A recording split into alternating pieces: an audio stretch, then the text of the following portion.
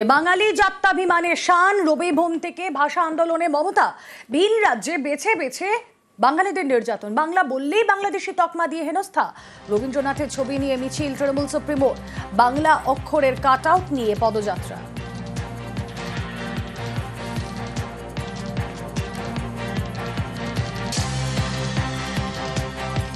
ভিন রাজ্যে বাঙালি নির্যাতন সরব মমতা বন্দ্যোপাধ্যায়, বোলপুর থেকে কড়া বার্তা তৃণমূল সুপ্রিমোর, বাংলা বললেই ভিন রাজ্যে বাংলাদেশি তকমা দিয়ে হেনস্থা, বাঙালি সুরক্ষায় ভাষা আন্দোলনের পথে মমতা বন্দ্যোপাধ্যায়। আমরা যদি সবাইকে আশ্রয় দিতে পারি, তোমরা কেন পারো না? কালকেও খবর এসছে, দিল্লিতে একটা বাঙালি কলোনিতে গিয়ে বলা হয়েছে 1 মাসের মধ্যে বাংলা ছাড়ো। আমার কাছে খবর এসছে যে শিশুটির কে নিয়ে কালকে আমি টুইট করেছিলাম, তার কানে মেরেছে, কপালে মেরেছে, 6 মাসের বাচ্চা। পুলিশ তাদের এই থানা থেকে ওই থানা, ওই থানা থেকে এই থানা নিয়ে যাচ্ছে। কবে মিসিং করিয়ে দেবে যাতে ওদের পাত্তা না পাওয়া যায়, তারপরে বলবে এটা ফেক। আমরা ফেক করি না, আমার ফেক করার প্রয়োজন নেই। আমাদের রাস্তা বানানোর প্রয়োজন আছে, ঘর বানানোর প্রয়োজন আছে, ভাষা শেখানোর প্রয়োজন আছে, উন্নয়নের প্রয়োজন আছে। বাংলাদেশি রোহিঙ্গা দাগিয়ে সীমান্ত পার, বিজেপিকে কড়া আক্রমণ মমতা বন্দ্যোপাধ্যায়ের। যাকে তাকে রোহিঙ্গা বলে দিচ্ছে, যাকে তাকে বাংলাদেশি বলে বাংলাদেশে পুশ করে দিয়ে এসছে, পুশ ব্যাক করে দিয়ে এসছে, আমাদের জানায়নি। তাদের কাছে রেশন কার্ড আছে, তাদের কাছে আইডি কার্ড আছে, তাদের কাছে জমির দলিল আছে, তাদের কাছে আধার কার্ড আছে, তাদের কাছে প্যান কার্ড আছে। সব থাকা সত্ত্বেও কেন এই অত্যাচার? মনে রাখবেন, এটা বাংলা। চায় পর চর্চা আর মন কা বাত। যখন আবুধাবিতে আপনারা যান, শেখকে গলায় জড়িয়ে ধরে, তখন দেখেন ও হিন্দু না মুসলমান। যখন সৌদি আরবিয়াতে যান, জড়িয়ে ধরেন, হিন্দু না মুসলমান। কদিন আগে গেছিলেন মলদ্বীপে, জড়িয়ে ধরে 5,000 কোটি টাকা দিয়ে এলেন, আমাদের 100 দিনের কাজের টাকা নাই। তো তখন ঠিক করেন হিন্দু না মুসলমান। কেন আজকে দলিতদের ওপর অত্যাচার হবে সারা ভারতবর্ষে? বাংলার পরিযায়ী শ্রমিকদেরও বার্তা দিয়েছেন মমতা বন্দ্যোপাধ্যায়। যারা এখনো বাংলার বাইরে অত্যাচারিত হচ্ছেন, আমি তাদের অনুরোধ করব, আপনারা ফিরে আসুন। যদি আপনারা আসতে চান, পুলিশের হেল্পলাইন নাম্বার দেয়া আছে, বলুন কবে আসবেন, আমরা আপনাদের ট্রেনে করে নিয়ে আসব। আমরা 1খানা রুটি খেলে আপনাদের 8খানা রুটি দেব, আপনাদের জন্য স্কিম করব, আপনাদের কাজে আমি লাগাবো, আপনাদের স্বাস্থ্যসাথীর কার্ড দেব, আপনাদের বিনা পয়সায় রেশন কার্ড দেব, আপনাদের বাঁচার সুযোগ করে দেব, আপনাদের ছেলে মেয়েদের স্কুলে ভর্তি করে দেব। আমরা আজকেই মিটিং করে স্কিম তৈরি করে নিয়েছি। চলে আসুন, কোনো দরকার নেই মুম্বাইতে থাকা আপনাদের। যারা ভালোবাসে না, যারা অত্যাচার করে, কেন থাকবেন? চলে আসুন, ওরা যখন চায় না। আমি আহ্বান জানিয়ে যাচ্ছি, ফিরে আসুন।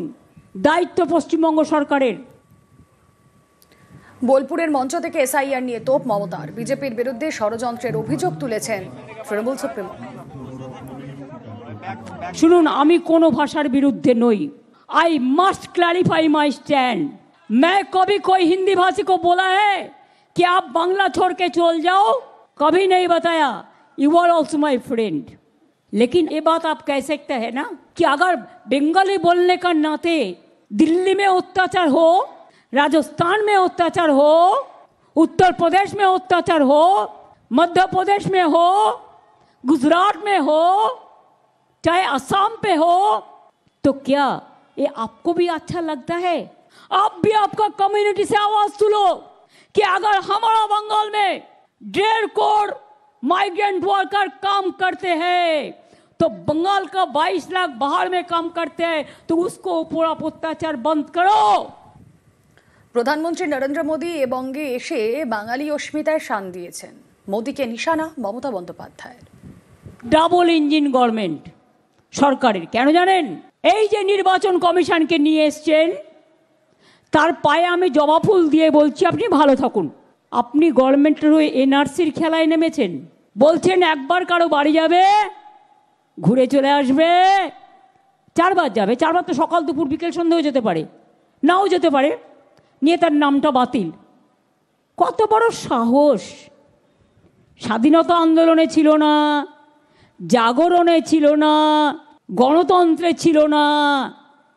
শুধু একজন দেশের মন্ত্রীর, তিনি কোঅপারেশন ডিপার্টমেন্টের প্রিন্সিপাল সেক্রেটারি ছিলেন, তাই তিনি এসে ডাবল ইঞ্জিন সরকারের মতামত নিয়ে ভোটার লিস্ট থেকে নাম বাদ দেওয়ার চক্রান্ত করেছে মানুষকে, যাতে ওনার বন্ধু কলমে ডাবল ইঞ্জিন কার্ড খেলে তাদের জেতানো যায়।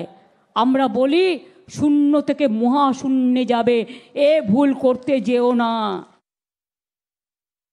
যারা বলছেন নাম বাদ দেব, ভোটারদের রাখবো না, যেন মনে হচ্ছে দেশটা ওদের জমিদারি। আমি বলি জমিদারি মানুষের, তোমাদের নয়। আজকে কেন্দ্রে ক্ষমতায় আছো তো এজেন্সি লাগিয়ে যা ইচ্ছে তাই করছো, ভাবছো এইভাবেই চলে যাবে? অন্যদের বদনাম করে নিজেরা টাকা কামাচ্ছ আর অন্যদের চোর বলছো। আমার যদি একটু বিশ্বাস আস্থা আমার সব ধর্মের প্রতি থাকে, আমার চন্দ্র সূর্য গ্রহর প্রতি থাকে, আমার নদীমাতৃকার প্রতি থাকে, আমার পুকুর চুনো বিলের প্রতি থাকে, আমার সর্ব মানুষের কাছে থাকে, এই গভর্নমেন্ট 29 পর্যন্ত চলবে না। তখন বিজেপির লোকেরা কোথায় যাবেন? জায়গাটাকে দেখে রেখেছেন তো।